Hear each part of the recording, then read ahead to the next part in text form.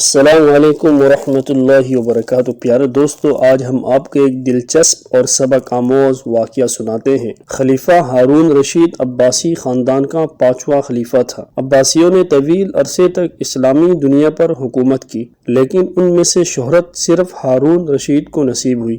ہارون رشید کے زمانے میں ایک بار بہت بڑا قحط پڑ گیا۔ اس قحط کے اثرات سمرقند سے لے کر بغداد تک اور کوفہ سے لے کر مراکش تک ظاہر ہونے لگے۔ ہارون رشید نے اس قحط سے نمٹنے کے لیے تمام تدبیریں آزما لی۔ اس نے غلے کے گودام کھول دیے، ٹیکس معاف کر دیے، پوری سلطنت میں سرکاری لنگر خانے قائم کر دیے اور تمام امراء اور تاجروں کو متاثرین کی مدد کے لیے موبلائز کر دیا۔ لیکن اس کے باوجود عوام کے حالات ٹھیک نہ ہوئے۔ ایک رات ہارون رشید شدید ٹینشن میں تھا، اسے نیند نہیں آ رہی تھی۔ ٹینشن کے اس عالم میں اس نے اپنے وزیر اعظم یحییٰ بن خالد کو طلب کیا۔ یحییٰ بن خالد ہارون رشید کا استاد بھی تھا، اس نے بچپن سے بادشاہ کی تربیت کی تھی۔ ہارون رشید نے یحییٰ خالد سے کہا، استاد محترم، آپ مجھے کوئی ایسی کہانی، کوئی ایسی داستان سنائیں جسے سن کر مجھے قرار آ جائے۔ یحییٰ بن خالد مسکرایا اور عرض کیا، بادشاہ سلامت، میں نے اللہ کے کسی نبی کی حیات طیبہ میں ایک داستان پڑھی تھی۔ یہ داستان مقدر، قسمت اور اللہ کی رضا کی سب سے بڑی اور شاندار تشریح ہے۔ آپ اگر اجازت دے تو میں وہ داستان آپ کے سامنے دہرا دوں۔ بادشاہ نے بے چینی سے فرمایا، یا استاد فوراً فرمائیے، میری جان حلق میں اٹک رہی ہے۔ یحییٰ خالد نے عرض کیا، کسی جنگل میں ایک بندریا سفر کے لیے روانہ ہونے لگی۔ اس کا ایک بچہ تھا، وہ بچے کو ساتھ نہیں لے جا سکتی تھی۔ چنانچہ وہ شیر کے پاس گئی اور اس سے عرض کیا، جناب آپ جنگل کے بادشاہ ہیں، میں سفر پر روانہ ہونے لگی ہوں، میری خواہش ہے آپ میرے بچے کی حفاظت اپنے ذمے لے لیں۔ شیر نے حامی بھر لی۔ بندریا نے اپنا بچہ شیر کے حوالے کر دیا۔ شیر نے بچہ اپنے کندھے پر بٹھا لیا۔ بندریا سفر پر روانہ ہو گئی۔ اب شیر روزانہ بندر کے بچے کو کندھے پر بٹھاتا اور جنگل میں اپنے روز مرہ کے کام کرتا رہتا۔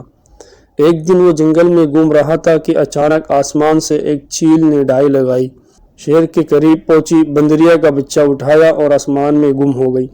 شیر جنگل میں بھاگا دوڑا لیکن وہ چیل کو نہ پکڑ سکا۔ یحییٰ خالد رکا، اس نے سانس لیا اور خلیفہ ہارون رشید سے عرض کیا، بادشاہ سلامت۔ چند دن بعد بندریا واپس آئی اور شیر سے اپنے بچے کا مطالبہ کر دیا۔ شیر نے شرمندگی سے جواب دیا، تمہارا بچہ تو چیل لے گئی ہے۔ بندریا کو غصہ آ گیا اور اس نے چلا کر کہا، تم کیسے بادشاہ ہو؟ تم ایک امانت کی حفاظت نہیں کر سکے، تم اس سارے جنگل کا نظام کیسے چلاؤ گے؟ شیر نے افسوس سے سر ہلایا اور بولا، میں زمین کا بادشاہ ہوں، اگر زمین سے کوئی آفت تمہارے بچے کی طرف بڑھتی تو میں اسے روک لیتا، لیکن یہ آفت آسمان سے اتری تھی اور آسمان کی آفتیں صرف اور صرف آسمان والا روک سکتا ہے۔ یہ کہانی سنانے کے بعد یحییٰ بن خالد نے ہارون رشید سے عرض کیا، بادشاہ سلامت، قحط کی یہ آفت بھی اگر زمین سے نکلی ہوتی تو آپ اسے روک لیتے، یہ آسمان کا عذاب ہے، اسے صرف اللہ تعالیٰ روک سکتا ہے، چنانچہ آپ اسے رکوانے کے لیے بادشاہ نہ بنے، فقیر بنے، یہ آفت رک جائے گی۔ دنیا میں آفتیں دو قسم کی ہوتی ہیں، آسمانی مصیبتیں اور زمینی آفتیں۔ آسمانی آفت سے بچنے کے لیے اللہ تعالیٰ کا راضی ہونا ضروری ہوتا ہے، جبکہ زمینی آفت سے بچاؤ کے لیے انسانوں کا متحد ہونا، وسائل کا بھرپور استعمال اور حکمرانوں کا اخلاص درکار ہوتا ہے۔ یحییٰ بن خالد نے ہارون رشید کو کہا تھا، بادشاہ سلامت، آسمانی آفتیں اس وقت تک ختم نہیں ہوتی جب تک انسان اپنے رب کو راضی نہیں کر لیتا۔ آپ اس آفت کا مقابلہ بادشاہ بن کر نہیں کر سکیں گے، چنانچہ آپ فقیر بن جائیے، اللہ کے حضور گر جائیے، اس سے توبہ کیجیے، اس سے مدد مانگیے۔ دنیا کے تمام مسائل اور ان کے حل کے درمیان صرف فاصلہ ہوتا ہے جتنا ماتھے اور جائے نماز میں ہوتا ہے، لیکن افسوس ہم اپنے مسائل کے حل کے لیے 7 سمندر پار تو جا سکتے ہیں، لیکن ماتھے اور جائے نماز کے درمیان موجود چند انچ کا فاصلہ طے نہیں کر سکتے۔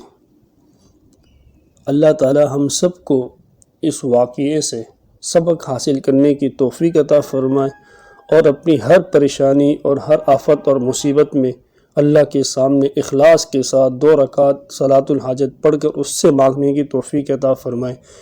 انشاءاللہ ہر پریشانی، ہر بیماری ہم سے دور ہو جائے گی اور راحت والی زندگی عطا ہوگی۔